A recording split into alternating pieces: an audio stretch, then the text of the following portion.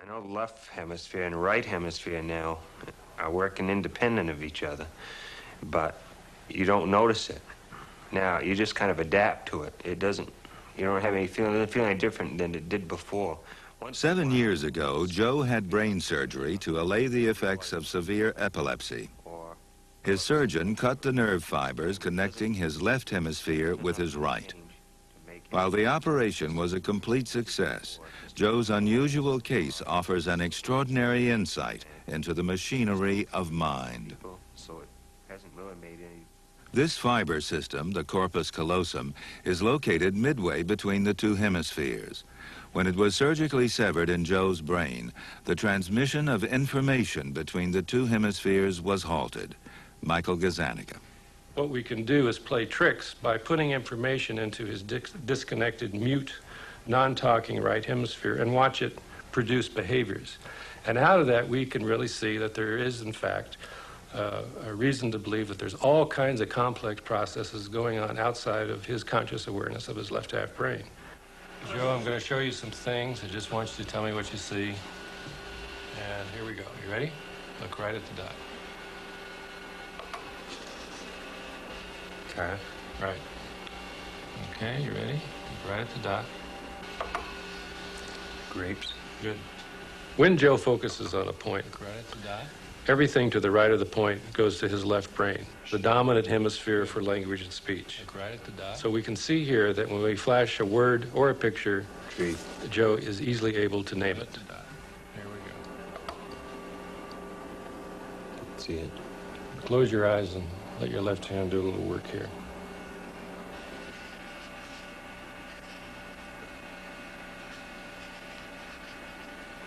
Okay, what do you got there?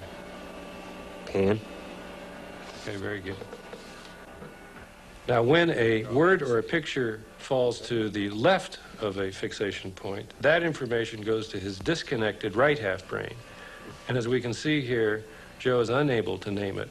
Joe is able to draw the picture with his left hand, the left hand getting its major control from the right half brain.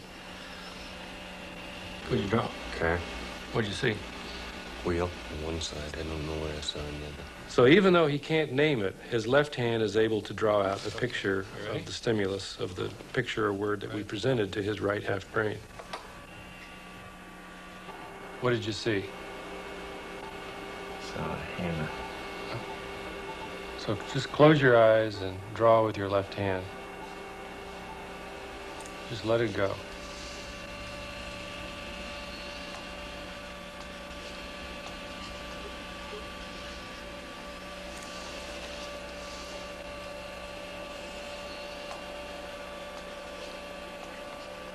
That's nice. What's that?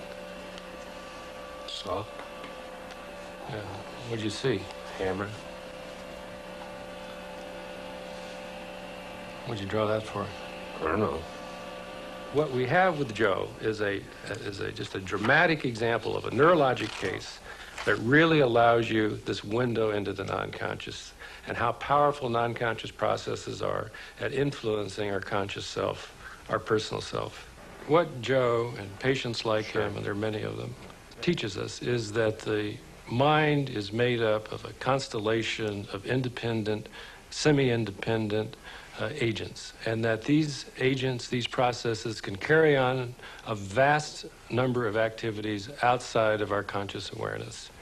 Even though that goes on, there's some final stage or some final system, which I happen to think is in the left hemisphere, that pulls all of this information together into a theory. It has to generate a theory to explain all of these independent elements. And so, and that theory becomes our particular theory of ourself and of the world.